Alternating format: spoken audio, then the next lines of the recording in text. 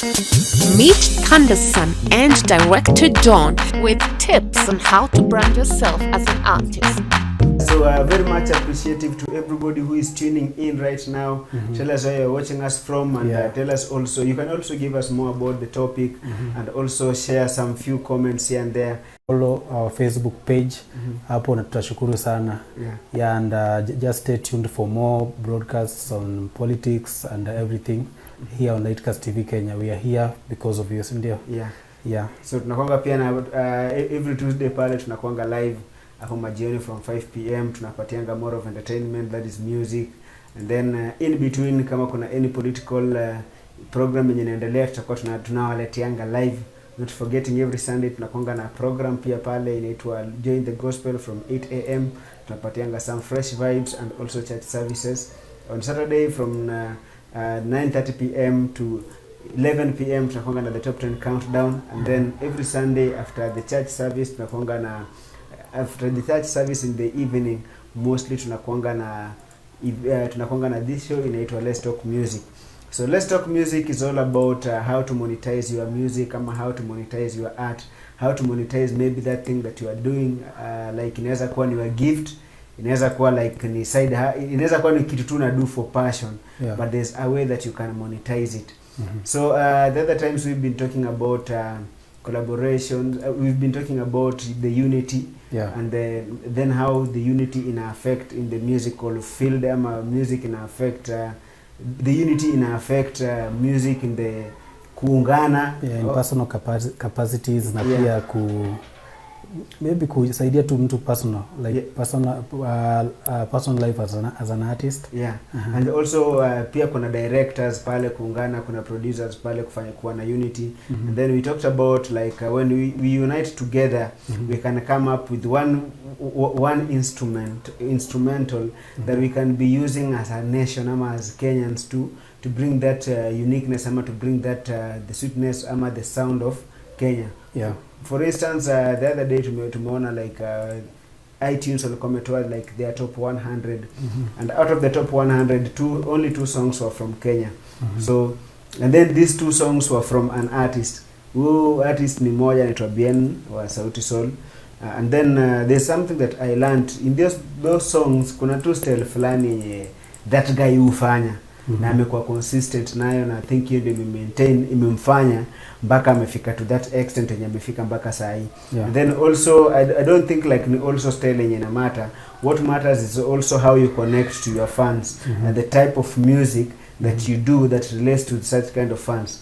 For instance, tulikuwa tunaangalia like kuna wale wa ghetto, wa ghetto mostly huwa hawana hizo iPhone sana ama si wa ghetto tu, but many people in Kenya hawana iPhones. Na wale wasenya wako na iPhones, kuna wale wasenya wako mature enough, ni wazee ama wako ile age, so hizi ngoma zingine ku-download inakuwa somehow an issue to them. Relate nazo. So unajua ukiangalia hata ile time tulikuwa tunaangalia the cases zenye zilikuwa ruling pale kotini, walikuwa na hizo gadgets, unaona? Ilhali the youth pale wako na hizi Tecno, Samsung, ni same hizo phones ni mbaya, but to some point inahinda artist maybe kuweka ngoma pale kwa iTunes. I think that's the reason. And one fun fact about kuweka ngoma pale iTunes inakuanga your music inaendanga all over the world. So apart from unajua kuna ile inaweza enda all over the world, but now kuna the download part. Download part ni fan ata download. Not anybody anaweza download kazi yako. That's something that also should be understood. Tukikam with the context of YouTube pia iko all over the world, but ni fan wako ndo ataona, ama by chance tu ile nilikuwa nimekaa tu kwa comp ngoma ikacheza, and then bahati mzuri ama ambaye ka skip to your song, that's when I know about you. So it's the same na venye iTunes maybe pia na wapi. So naweza enda tu unajua unakonga na certain specifications. Even if you go on YouTube, you normally have certain specifications of what you are looking for. So today we are talking about something a bit different from that. Today I want to talk about the importance of doing collaborations, ama umuhimu wa kufanya collabos. Kuna wale wanaitanga collabo. Collabo. So there are a lot of factors, there are factors to consider while doing collaborations. For instance, kama like nataka kufanya collaborations, kama wewe ni msanii, ama if you are an artist watching us right now, hapa kwa comment section you can tell us what factors do you consider while you are doing collabos. So apart from that, there are even managers that do manage the artists here, and the brands that do like they collaborate. Kuna apart from music, we also have directors doing collaborations, we have producers doing collaborations. That's why unaweza sikia one song iko na 2 logos. For instance, there's this song yenye si logo tags. Tags. Tulicorrectiwa hapo, so lazima you maintain. So kuna this song ilikuwa na tags 3. Kulikuwa na tag ya Charles Barrow, ilikuwa ngoma fulani ya Mr. Seed. Ile inaitwa kuna ngoma fulani hapa alifanya hapa after kutoka EMB. Ilikuwa na tag ya Charles Barrow, ilikuwa na tag ya Paulo, ilikuwa na tag ya Yo Alex. So let's say pia in another context, kuna maybe for those bongo music, kuna Yo Liza na maybe just basically maybe one producer anafanya mambo instrumental, mwingine anafanya recording and mastering tuka hizo. Kuna kwangana ule ufanya mixing na kuna ule ufanya recording. In this context, I think producers ni watatu. Inakwanga moja ali record, mwingine aka mix, mwingine aka master. So ina depend with the type of quality maybe you are in need of. For instance, maybe kuna kenye nataka yenye maybe Donna konayo. So in order for me to get this, lazima niende down, lazima nikae chini kwanza sema like nataka collab na let's now come to this context ya wasanii. Nataka collab na msanii fulani ama nataka collab na Don. Ndaka chini niangalie one ni nini nataka out of this collab. Inaweza kuwa nataka fan base. 1 2 inaweza kuwa nataka do. Unaona 3 inaweza kuwa sahi inaweza kuwa tu nataka Don ni mkali. Yaani kazi ya Don tu inakonga tu yani imeweza. Kuna wale wasanii wanakonga na potential, wanakonga na wako na gift lakini hawana fan base ama hawana ile potential ya kupush. So kuna wale wase huwa more na cling on to hiyo. So nasema like ndafanya na huyu kazi, najua huwa hizi sukuma kazi, but let me just work with this person. After kufanya kazi na yeye, mimi mwenyewe ndasukuma hii kazi. Inalingana na kenye wewe mwenyewe unataka. Ama pia maybe unataka tu pesa, ulipo pesa kama celebrity ufanye song na upcoming. At least and then kuna pia there's that good intention ya celebrity. Unaweza fanya collab na upcoming artist just to support that artist pia. At least muziki yake ipande, unajua. And then pia on that context pia kuna wale celeb wale hawana content inaenda ikirudi chini. Like they are losing grasp ya industry. So what they do, they look for the fresh talent, unajua. Kwa inua. So musemanga ukieka celebrity na an upcoming in an award. Do you know the upcoming artist atashinda the celebrity? Why? This guy atakuwa anaenda kwa kila mtu. Mazee unisaidieni ni wini kitu. The celebrity anatuma tu kwa mafans wake. You guys you can vote. Atafanya more efforts. But the upcoming guy, unapata this kulikuwa na awards fulani ilikuwa nafanyika, nilikuwa naona. An artist alikuwa anaenda anafanya kazi anapata 500 bob. Ameenda amepiga mjengo yake safi amepata 500. Out of this 500 bob, huyu jamaa atavote na 400 bob. Na hiyo ni daily basis. Unajua hii award at the end of the day haina pesa. Na sa mimi usema kuna some aspect that msanii anaweza kimbiza jina sana, unajua. Kuna wasanii wanasemanga time ya Mungu ni iko sawa. At times pia msanii mwenyewe anafaa jitume. But sasa zingine msanii kukimbiza fame kitu poa na Mungu. Ukisist Mungu akupatie kitu anakupatianga. Like but atakupatia time maybe kwa nataka kupatia saizi Mungu atakupatia, like but at that moment wewe kama msanii ama wewe kama maybe you are doing another form of art, that money ama that fame won't be relevant to you at that moment, unajua. So I think pia some sort kuna hii desperate, unapata msanii ako desperate anatafuta collabos ili ajenge jina, unaona. So I think pia you need to have a strategy. You know, Don, Pia, there's this thing that people should also understand. Having a big name is not having money. And that's one thing that most people normally ignore. You see, after you having a name, that's why in the other episode we used to say, ukiwa na jina, now look for something that unaweza ananayo. Yeah. Na hiyo jina yako. For instance, mimi huuzanga manguo. So what I do after kukua famous, after kukua popular pale, what I'll do, ndaenda nianze ni kuwe brand ambassador wa hii biashara yenye nafanya. Yeah. And then people should also understand this. Kuna ile song itakupatia pesa, kuna song itakupatia fame, na kuna song itakupatia tu jina. These are like three different things. Unajua kuwa famous imaanishi uko na jina. Yeah. Because utakuwa famous leo, kesho tujue. How many artists wenye hii wiki tu imeisha umewasikia na hujai msikia tena? Everyday people rise. And that's why I normally say like Kenyan music ama Kenyan entertainment scene iko more competitive compared to other nations. For instance, in Kenya, within just 1 week ama within just 1 month, you can listen to over 100 artists. In Tanzania tutasikia tu wale wasanii wetu wa 4 ama 5. Ikienda sana wa 6.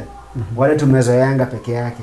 But in Kenya utasikia huyu, utasikia huyu, ukidhani huyu ame maintain, mwingine na kama na take over. But I think pia hiyo ndio system pia, maybe ukienda Tanzania deep. Unajua ni sisi kama wa Kenya ama you as a Kenyan utakuwa na target maybe msanii mwenye anajulikana. Unajua wa nchi za nje ni ngumu sana upate msanii upcoming mwenye utajua ngoma yake tu out of nothing huku Kenya.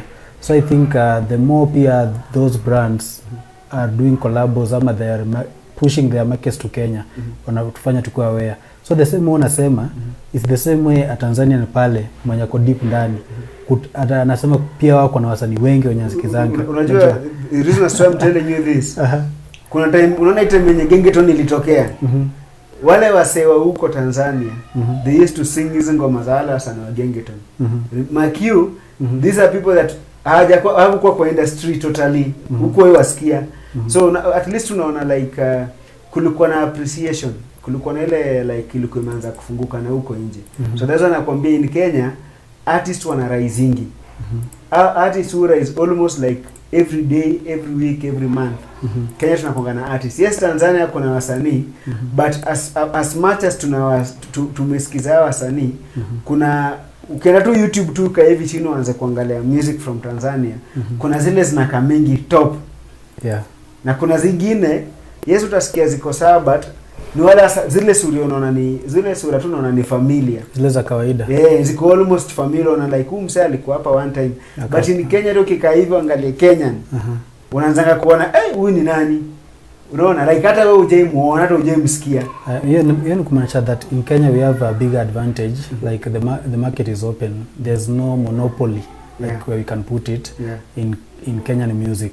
Monopoly in this way, like an artist dominating a particular field for a particular genre for very long. And then pia inapatia wasanii inapatia wasanii ni bidii ya work hard kukuwa relevant. In Kenya nowadays song ikisha release leo ipita 1 month, hii inakuwa ni kama ukisikiza ni kama song ya like 10 years ago. Hata ni 2 weeks. So people, and then pia kuna hiyo form pia presenters na DJ wameanza wa TV. Ukienda you're an artist and you presented your song there, watakwambia like hii song ni poa, alafu wanakupatia disclaimer. Tuna expect something new within 2 weeks. Unajua na when upcoming artist we don't have that capacity of coming up with something new for that short time. You look kuna ile kungangana ku keep up na industry venye inaenda. So I think ningeweza kusema hivi. So I think hiyo umesema nini Kenya inapatia basi watu nini ya ku work hard na ku keep up na pace, understand. And then unajua si kama market ya kitambo unaweza ngoma moja unaweza kulea for almost out of 5 years. Nowadays things have changed. Pia upcoming artists need to step up and do nini wajitume. Talking about that, ukiangalia the Nigerians, hata hiyo top 100 list ilitoka ni yani yes kuna zile ngoma ziko na repetition but unapata ni wasanii wengi sana walikuwa kwa hiyo list. Reason being, as much as tunasemanga yes there are many, by that actually wanakwanga ni around 400 and kitu million hapo, wanakwanga wengi around 200 them. And there's actually another this thing like when you compare Kenya and Nigeria, let's say kwa mfano, let's put it this way, like with the amount of views on YouTube, unajua. So on YouTube msanii wa Nigeria iko na 1 million views, it's nothing. Kama 10,000 ama 2K. Yeah, like in Kenya ni kama 10K pia. So people they'll have to work extra hard. Though we assume that kama kuna 400 million people, lazima kuwe na 400 million views, unajua. Yeah.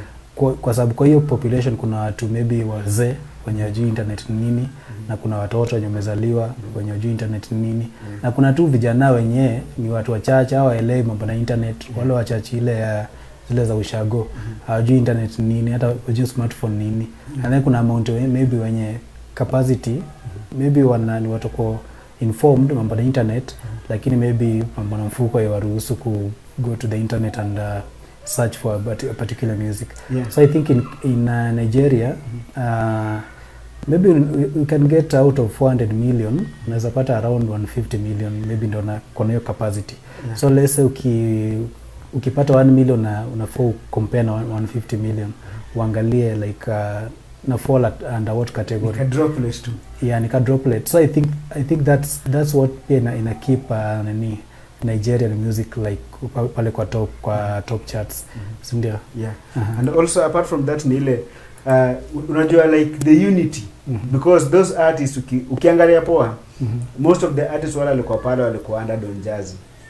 Definitely this means like this guy has more than 10 artists under him.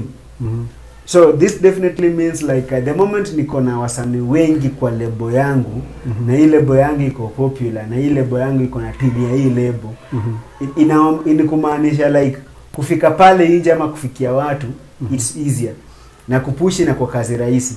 Serving like kama venye wao wamekaa sana kwa industry. Actually hata nilikuwa nafikiria venye tuko na akina RK, tuko na akina Ihaji, akina nani, I think wale wamekaa sana kwa industry, I think they should sit down and try and see how they can coach artists and how they can make it easier for artists maybe to earn ama to monetize the art yenye wanafanya. For instance, wanaweza fanya those interviews, wanaweza try connect wenye wanaweza fika channel O's and everything. I think with the producers it should not just stop by mimi coming to you and giving you my 200 shillings. I'm giving you like my 10,000 shillings to just record for me an audio and then we part ways. It should not just end there. Because na checking ngoma mostly na hitingi kwa studio mbaya sana. Yeah. After quit kwa studio, nimeenda na ngoma home.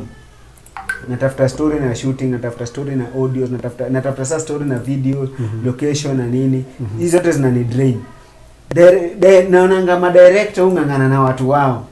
Anaweza jaribu hata asukumie presenter fulani mwenye anajua ya marketio kazi. But this sisemi kwa ubaya, but these big names kwa industry ma producers, ni rare sana kupata producer amechukua kazi ya msanii wake akaipiga share. I think na depend pia na jina producer. Na kuna jina producer na jina msanii. Unajua hapa una pride pia inaingilia kwa wasanii. So unapata kuna producer fulani na feel hapana, huyu msanii ni upcoming sana na inferior. So it makes sense nijitume huko naweza ku sell. Unajua Don, ngoja nikwambie ni hivyo. And then kitu kingine, another aspect maybe mimi kama producer naweza taka ku market kama msanii. But the process tumetumia ndio wewe sasa kutukuje to record and then song yako itoke huko nje. That's another issue. Unajua unapata zingine msanii na producer wamevutana sana ndio project itoke. Maybe because msanii maybe sauti haiko poa, ama maybe mfuko anakata kufika bei. So unapata maybe naweza end up kufanya tu muziki itoke tu. Ama unapata zingine kama ni producer hiki tag ndio mtu asijue ni mimi nimefanya, maybe juu ya maybe msanii ajeimba vizuri ama quality ya muziki iko chini kiasi compare na jina yangu. So I think hapo kuna mvutano ya producer na nini. And that's why nilikwambia for example, as I respect the likes of Akina Benja, ngoma yako kama ni mbaya hata icheza hata irekodi. I think producer should stand at that. Na it cost a producer nothing kushare tu project yake. Unaona Charles Musaki release ngoma, kienda pale kwa Facebook timeline yake, anaandikanga nini fulani, msanii fulani ngoma fulani imerekodiwa na mimi under studio fulani. Ukiona the same thing pia shown on the beat anafanyanga.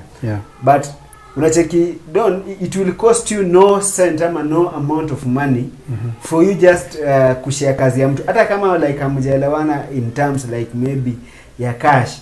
We share, ni fans, sisi ndio mafans, sisi ndio tunaamua. Kama ushaanga ile kulikuwa na hii radio station fulani, ulikuwa unatuma ngoma yako and then inaekwa, mafans wanakupea maoni. Unacheki now but so that's another case to talk about. So unacheki like mimi kuchukua kazi yako nikishare pale, sitalazimisha fan akuja aiview, but at least nimekupea motivation kama Don, like nimekupatia like hata kama ni 2 fans out of 100 fans, nimekupatia mafans wawili peke yake, at least wala atakwanga wanakufollow.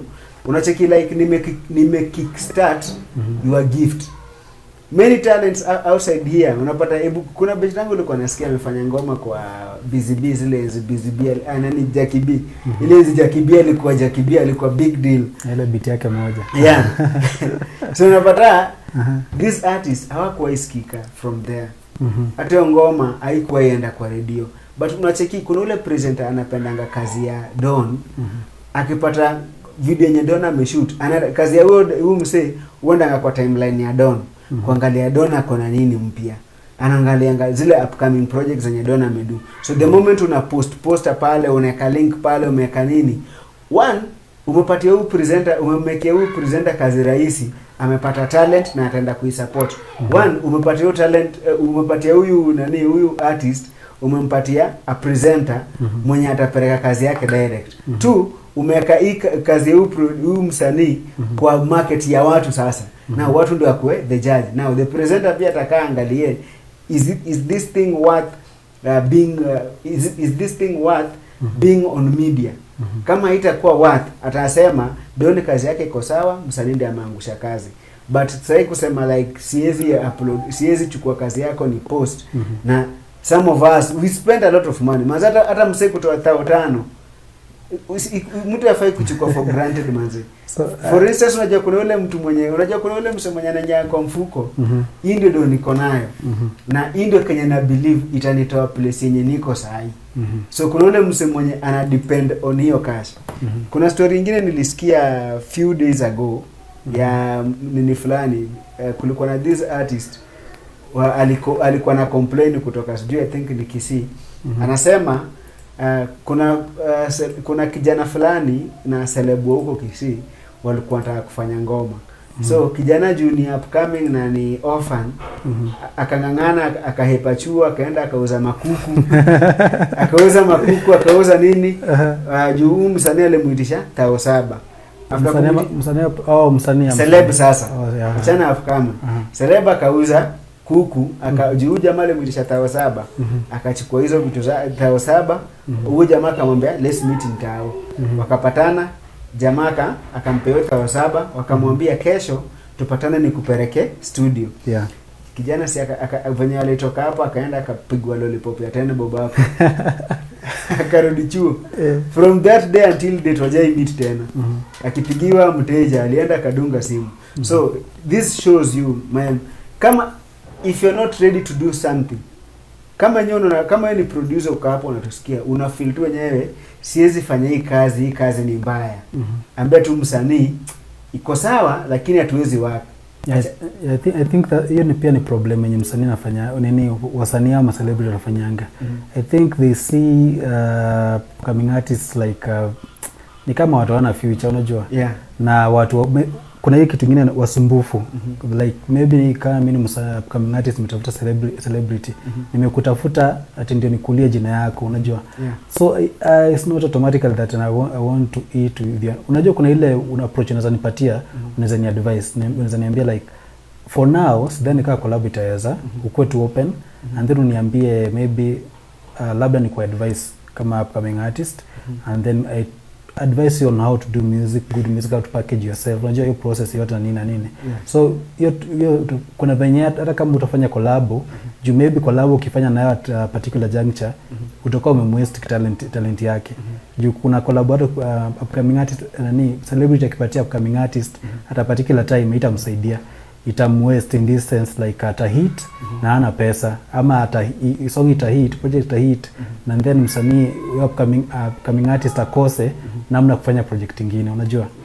So ndio nakwambia, so apart from just collab kuna another way mnaweza collab na msanii, not a particular, not doing music, unaweza mu advice. Unaona, hata kama kumabsorb kwa environment yako, ukienda show unaenda na yeye, si hata upcoming artist anaenda kuperform, anaenda tu kuona venye celebrity anafanyanga vitu zake. Ndio inamsaidia kujigroom pole pole. Unajua kuna ile uzoea celebrity life, ndio kuja sasa ufanye project ndio kuu. Mimi ndio define yake kidogo. In this context. Kulikuwa na time yenye huyu Mr. Sida alikuwa anatu invite shows kitambo. Tulikuwa tunatembea pamoja. Hatujai muomba collab ever since hata tujuane na yeye. Ile time sasa tulikuwa tunaongea naye achana currently. So there was one thing that nimekam ku realize. Msanii akitaka collab, one thing sikiza ama angalia feature ya huyu msanii. Ndakupatia hiyo collab. After kukupatia hiyo collab, I will mentor you. Unaona? Ni make sure umefanya project yako kama Don. And then nikusaidie kupush kama mimi. Kuna time yenye Kidstar waliongea na Rayvanny. Rayvanny akachukua link ya Kidstar akashare. Unaona? Hawakuwahi fanya ngoma, hawakuwahi ongea story ya collab. Kuna ile design ya yes naweza amua ni kama niku